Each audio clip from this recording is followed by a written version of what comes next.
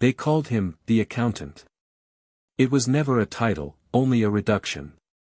He recorded, and the record grew. Not loudly, not urgently, just steadily, in ways that did not attract attention. He never corrected them, never defended himself, never explained. No one asked what he was building, because no one considered that numbers could outlive the people who dismissed them.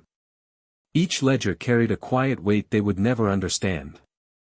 They scanned for totals and checked the surface. Individually, nothing serious.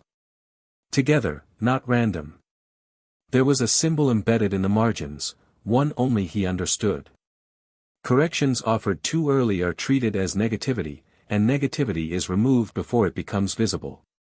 So one ledger showed what was reported, and the other showed what was happening. Numbers have a way of choosing sides. Individually explainable. Collectively directional. Words like confidence began replacing verification, because language precedes numbers when systems begin protecting themselves. Oversight became trust. Trust became assumption. Efficiency, praised repeatedly, carried a cost rarely paid immediately. Correction would require accountability. Accountability would require memory. He had that. Direction matters more than size. Systems do not correct themselves. People correct them, or they decide not to. Silence in that room did not mean caution. It meant agreement. The deviation was small. A fraction. He was there to confirm totals, not trajectories.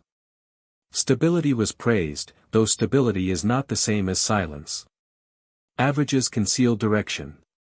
Direction determines outcome. Consistency removes coincidence. He respected them enough not to interrupt. Admission would require disruption. The third column exceeded internal tolerance thresholds. He did not request a meeting. He did not send a memo. He did not circulate a concern. Instead, he observed which departments relied on projected cash, which contracts required uninterrupted liquidity, which obligations allowed no flexibility. Version A, Version B, Version C. The official record remained untouched. He duplicated it. It was not failure. It was compression, rapid contraction designed to survive optimism. Contraction is rarely voluntary. He did not feel urgency. He felt alignment. The delay did not make headlines. It made a phone call. Patterns rarely announce themselves. They repeat. Payroll timing required internal transfer. The compression curve steepened. The strain was no longer theoretical, it had begun asking questions quietly. The vendor did not escalate. They paused. Language attempting containment. There had never been a confirmation request, not once. Vocabulary adapts faster than cash flow. He categorized them as sequence. Two truths had begun to converge. Caution spreads without instruction. Cash flow sensitivity reached the correct altitude. What happens if receivables extend by another 15 days? Silence does not always follow fear. Sometimes it follows calculation. Conditional comfort. Material, a flexible word. Off the record, do you see anything we don't? We. There is compression. Version D. He altered timing. Nothing else. Measured in weeks now, not quarters. Current vendor communication patterns suggested increasing sensitivity to payment timing. Relationships are not liquidity. Payroll. The first operational contraction was spoken aloud. Compression was no longer observed, it was being managed. Intersection had occurred, silently. Awareness arrived slowly. Not a notification, not a meeting, not a warning, only the understanding that attention itself carried weight. Every ledger he reviewed, every note he confirmed, added subtle tension. It was not external. It was internal. Colleagues moved quickly, unconcerned. They assumed compliance was effortless. It was not. No one noticed deviations. He continued. Triggers appeared. Memories stirred.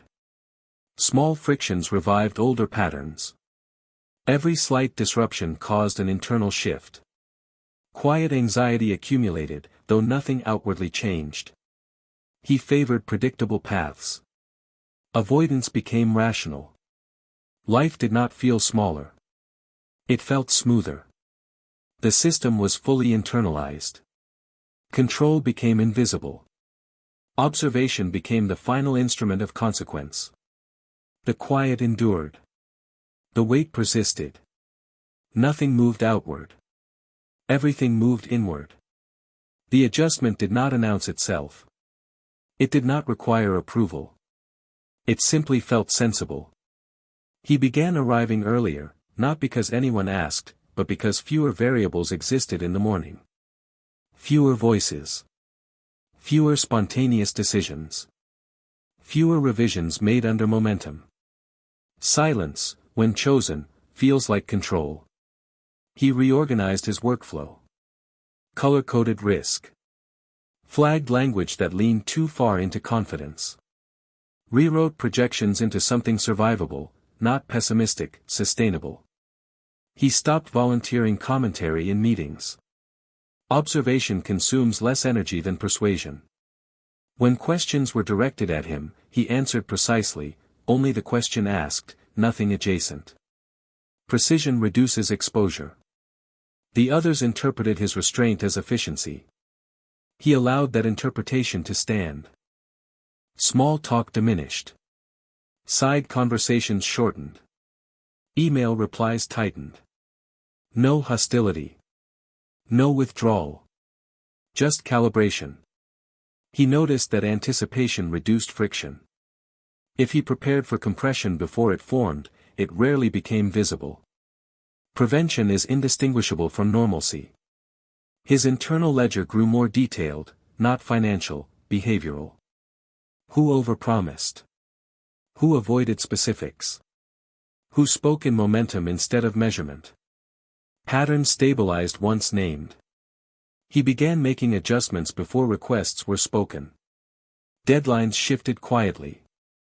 Expectations softened. Language hardened. No one accused him of caution. They called it maturity. Maturity is often restraint misinterpreted. The weight did not disappear. It redistributed. Now it lived in preemption. He no longer waited for anomalies. He assumed them. Assumption shortened reaction time. Shorter reaction time reduced visible error. The system appeared smoother than before.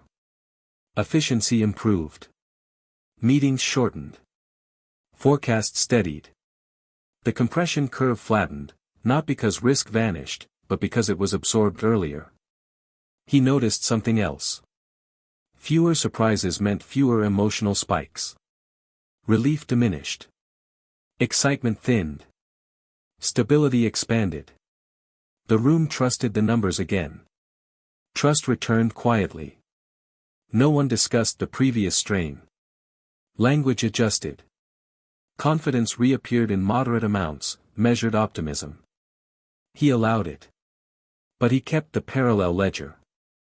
The reported numbers aligned. The internal sequence continued, not dramatic, directional. One afternoon, a projection exceeded expectation. Applause surfaced lightly. He recalculated before reacting. Positive deviation is still deviation. The variance resolved within tolerance. He closed the file, not because it was harmless, but because it was understood. Understanding reduces threat. Weeks passed without incident. No urgent calls. No delayed transfers. No strained vendors. Silence returned. This time, it felt different. Not fragile. Managed. He recognized the difference. Previously, silence concealed pressure.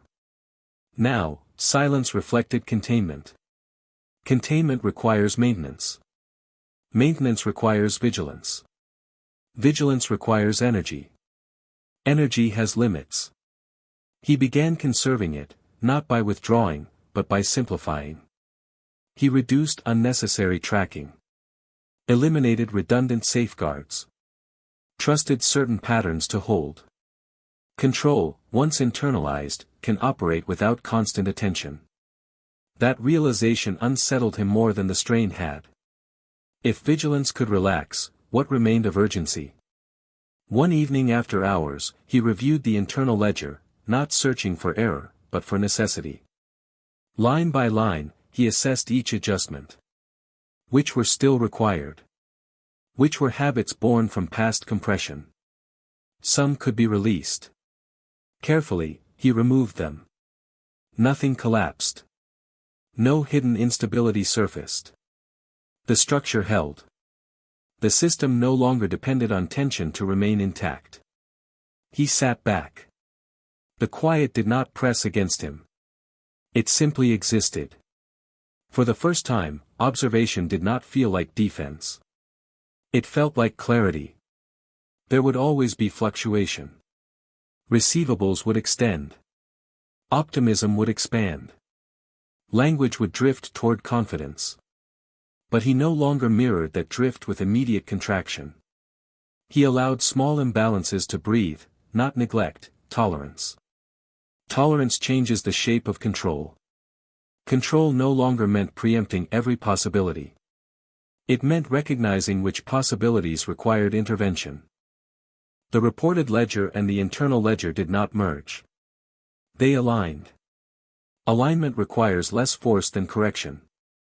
The office moved as it always had. Conversations rose and settled. Projections were made. Adjustments followed. Nothing dramatic occurred. No revelation. No confrontation. No exposure. Just continuation. The difference was internal.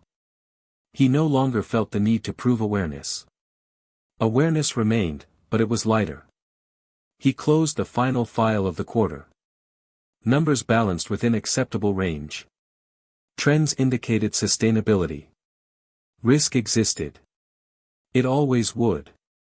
He turned off the light. The system would continue tomorrow. It did not require attention to function, only attention.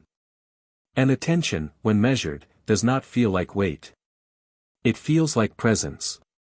The ledger remained, not as evidence, but as record. Nothing was resolved externally. Everything was resolved internally. And the quiet, this time, did not threaten compression. It confirmed equilibrium.